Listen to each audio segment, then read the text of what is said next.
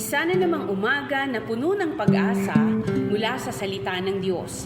Halina at makibahagi sa ating umagang pagbubulay, pagpapalakas at pagpapatatag sa ating pananampalataya sa Panginoong Hesus. Mula sa Section 6 ng Southern Tagalog District Council of the Assemblies of God, tayong lahat ay magkaisa sa pagpapalagong espiritual.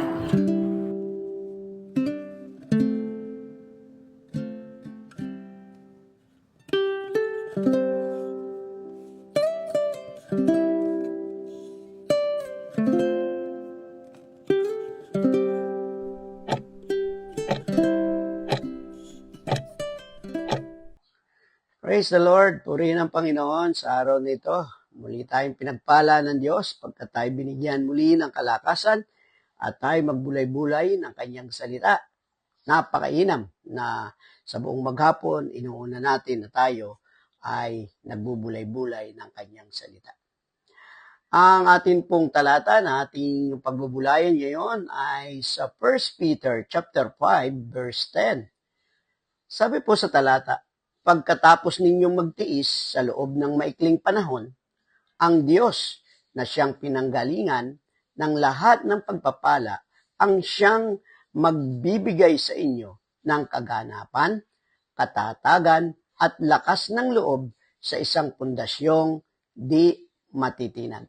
Siya ang tumawag sa inyo upang makibahagi kayo sa kanyang walang hanggang kalulatian kasama ni Kristo. Ang title po ng ating pinagbubulayan ngayon, ang Diyos na nagpapatibay sa bawat isa sa atin. Mga kapatid, sino po ba sa atin ang nakakaranas ng mga tinding pagsubok? Lahat tayo. Ang buhay ay hindi madali. May sakit, may problema sa pamilya, may kawalan ng trabaho, at minsan, tila tahimik ang Diyos. Ngunit, may paalala ang 1 Peter chapter 5 verse 10. Ang pagtitiis natin ay pansamantala lamang. Sa dulo ng lahat ng ito, may Diyos na nagmamahal at handang magpatibay sa atin. Si Pedro ay nakaranas din ng pagsubok. Ang sumulat ng talatang ito ay mismong si Apostol Pedro, isang tao na hindi rin ligtas sa kahinaan. Naalala ninyo noong itinatuwa niya si Jesus ng 3 beses? Pero, anong ginawa ng Panginoon? Hindi siya tumigil sa pagkadismaya ni Pedro, sa halip, ibinalik niya ito. Pinatibay at ginamit bilang haligi ng iglesia. Kaya, may bigat sa lalim ng sulat ni Pedro. Magbibigay sa inyo ng kaganapan, katatagan, lakas ng loob, at pundasyong di matitinag. Isang araw, may isang lalaki na nanaginip na naglalakad siya sa baybayin kasama ang Panginoon. Sa kanyang buhay, nakita niya ang 2 pares ng bakas ng paa sa buhanginan, isa sa kanya at isa sa Diyos. Ngunit, napansin niyang sa pinakamahirap na bahagi ng kanyang buhay, isa na lamang ang bakas ng paa. Nalungkot siya at tinanong ang Diyos, Panginoon, bakit iniwan mo ako nung ako'y nahihirapan? Sumagot ang Diyos, anak, hindi kita iniwan. Sa panahong iyon, ako ang nagbuhat sa iyo. Ganyan ang Diyos, hindi niya tayo iniiwan sa gitna ng sakit. Nandun siya, tahimik na bumubuhat sa atin. May 4 na gawain ng Diyos mula sa talatang ito. Sabi doon, kaganapan. Ibig sabihin, pinupuno ng Diyos ang ating kakulangan. Isa pa ay yung tinatawag nating katatagan. Binibigyan tayo ng tibay sa paninindigan. Mahalaga na maging matatag tayo. Lakas ng loob.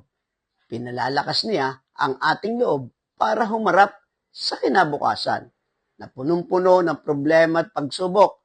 Binibigyan tayo ng lakas ng loob. Pundasyong di matitinag. Sabi doon sa talata, Siya ang ating matibay na batayan.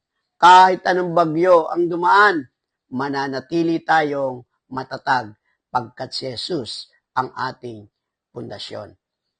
Mga kapatid, magtiwala kahit mahirap. Huwag tayong panghinaan ng loob. Ang Diyos ay hindi lang Diyos ng tagumpay. Siya rin ang Diyos ng ating paghihirap, luha, at paghihintay.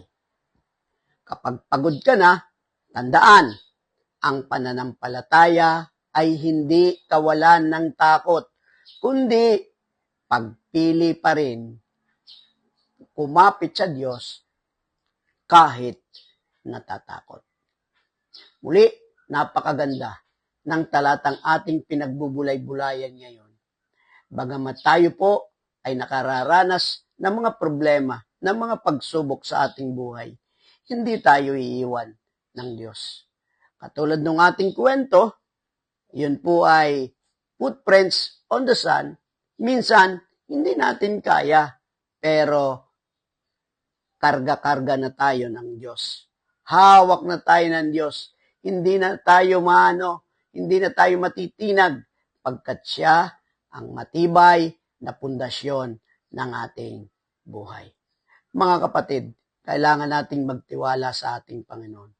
Lalong-lalo na sa panahon ngayon na punong-puno ng problema, bat-bat ng kahirapan at kaguluhan sa mundong ito.